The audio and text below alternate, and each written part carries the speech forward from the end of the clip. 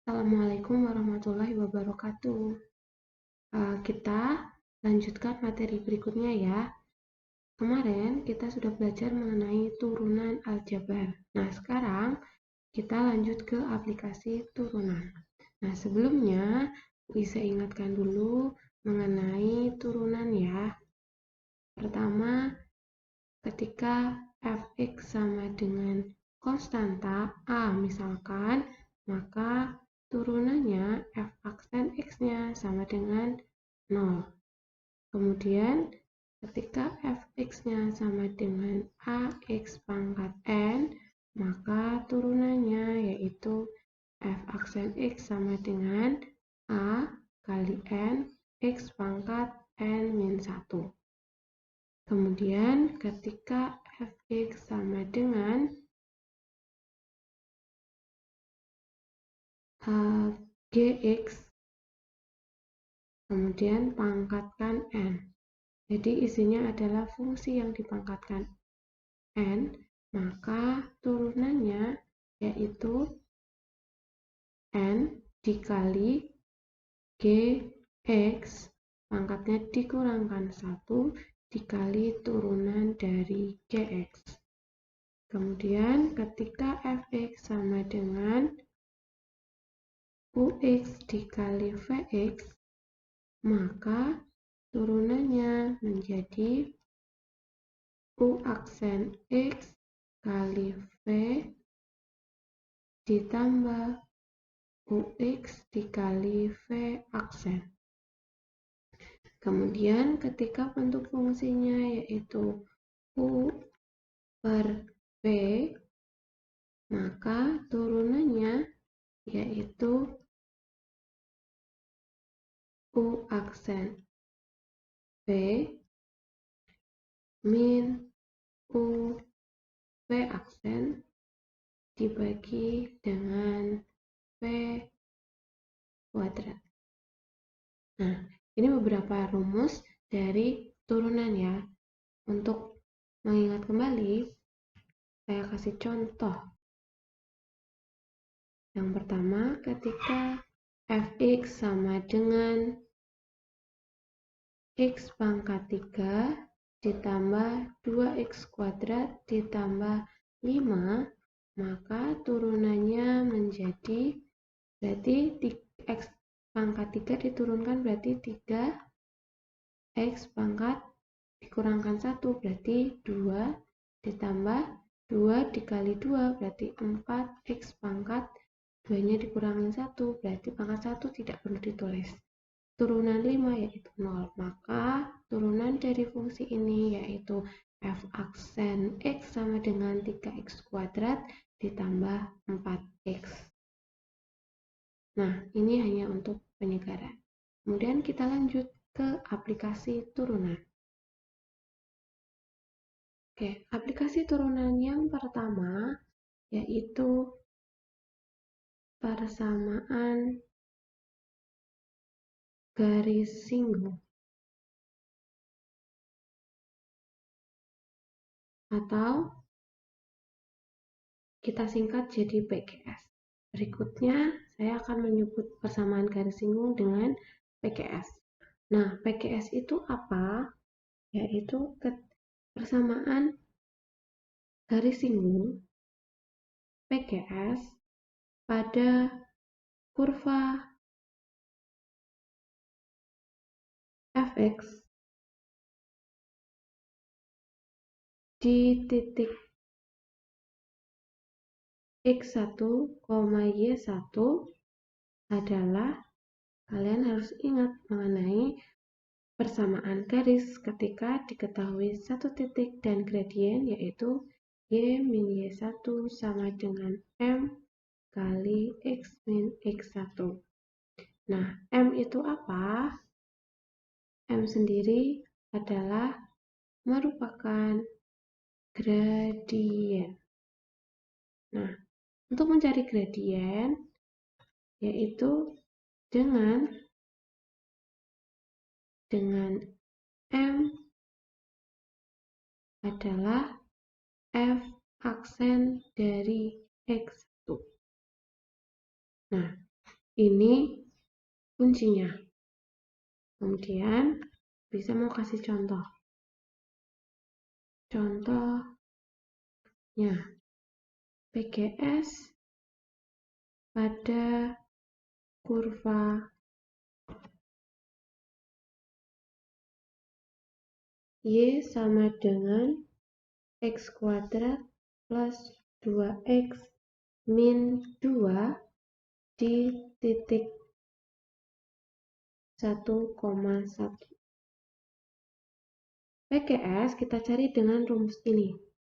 Nah, Y1 sama X1-nya mana? Y1 sama X1-nya sudah ada, sudah diketahui, yaitu yang ini. Ini X1, ini Y1.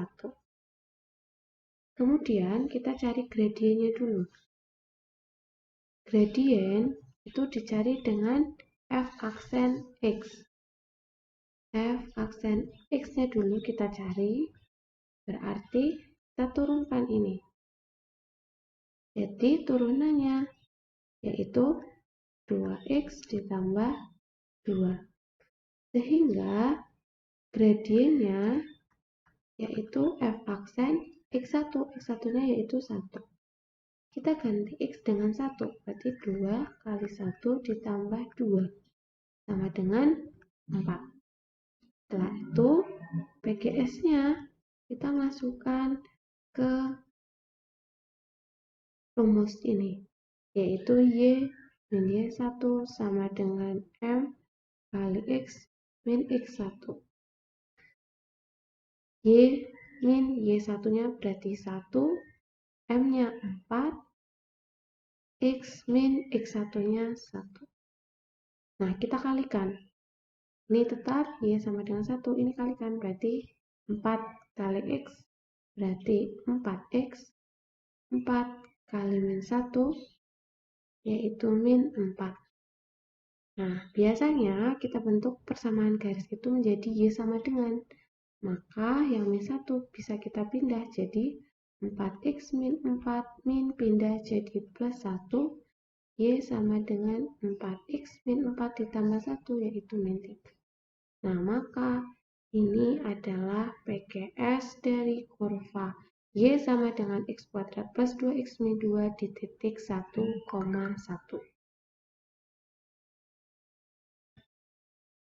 Oke, yang kedua yaitu persamaan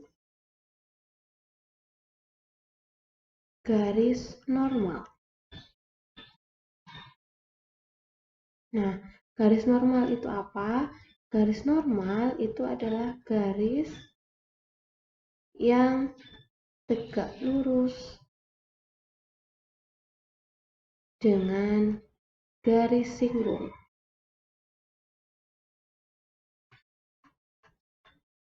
Kuncinya ada pada kata tegak lurus. Nah, kita harus ingat bahwa tegak lurus itu apa? Dulu, waktu SMP, kalian pasti udah pernah belajar mengenai hubungan dua garis lurus. Nah, yang pertama yaitu tegak lurus.